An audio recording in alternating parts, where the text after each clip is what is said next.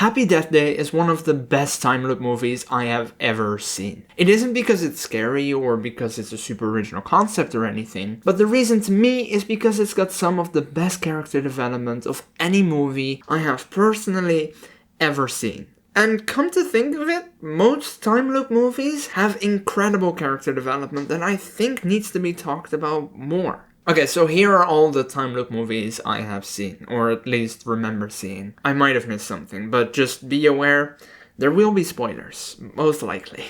In most of these, the character at the start of the movie is way different from the one at the end, because they experience enough that they change. Tree becomes a better person, a kinder person. William Cage actually makes a difference, proving he's worthy of his title, and I mean, he won a war, so like...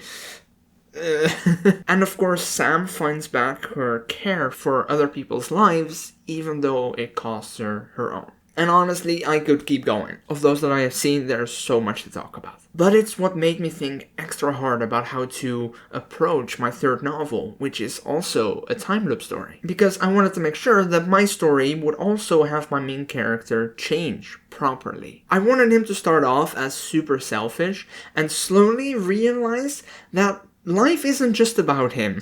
Now, of course, that won't make much sense to you just yet because you do not know much about my story at all, but I promise you, I will actually talk about it more soon.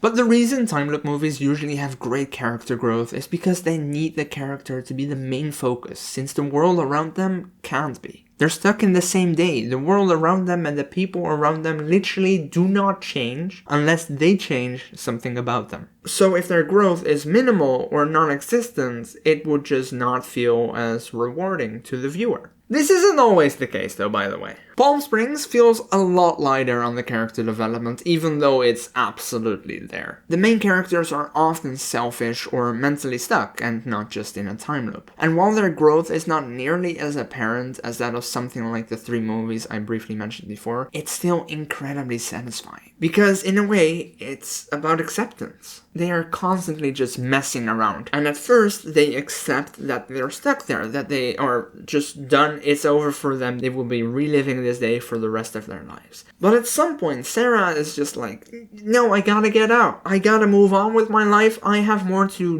do.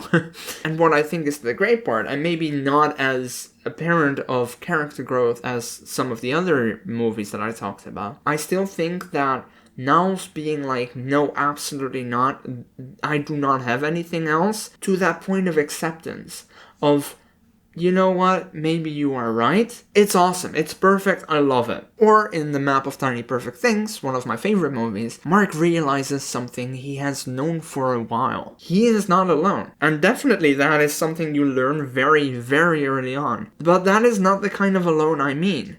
Mark realizes that this is not just his story. It's not all about him or what he wants. And that literally causes the story to shift. And I think that is great.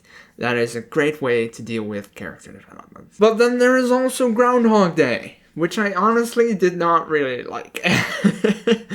Compared to the others, most of which I had seen before seeing Groundhog Day felt kind of weak to me. Yeah, he becomes a better person, but he only seems to want to try because he wants to be with a woman. So, can you really call it growth then? That all said, the reason I love the character development in Happy Death Day so much is honestly because of this. Tree is very stereotypical. She's a mean girl, she's annoying, and honestly not likable whatsoever. Whenever you watch it for the very first time, you're probably gonna be like, who is this girl and why should I care about you? And that is totally fair, and I'm pretty sure that is the whole point of it all. But as she dies over and over again, she learns not only who are involved and what exactly is going on around her, she learns about herself, what she's done to people, and how, like with many other time loop stories, life is not just about her. She starts to care, which is something she has feared doing ever since her mom died. She becomes a better person, actually a better person. Not for herself, not for anyone else,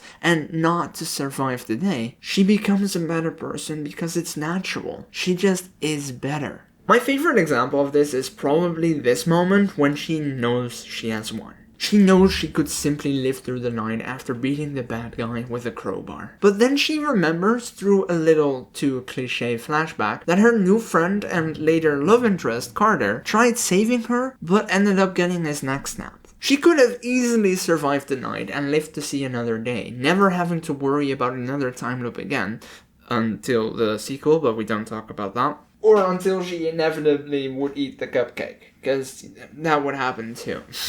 But instead, she realizes that this could cause Carter to never come back. Someone she now cares about, who also really cares about her, which is a feeling she hasn't felt in a while, is now gone. And so she decides that that can't happen, and she ends her own life to be able to save his, not knowing if she'll ever get this opportunity again. And also knowing that this could leave permanent damage to her. But she doesn't care about that. Honestly, it is brilliant. I love it. It makes me feel all happy inside every single time I watch it, despite how dark the scene actually is. To me, it is the perfect example of character development. Someone naturally becoming a better person. I love it. But that is just regarding time loop stories. What is your favorite example of character development? Let me know in the description down below. Be careful with spoilers, of course. Have a warning on top of your comment or something, so I know what you're gonna be spoiling. Anyway, thanks for watching. Subscribe. I'll see y'all next time. Bye.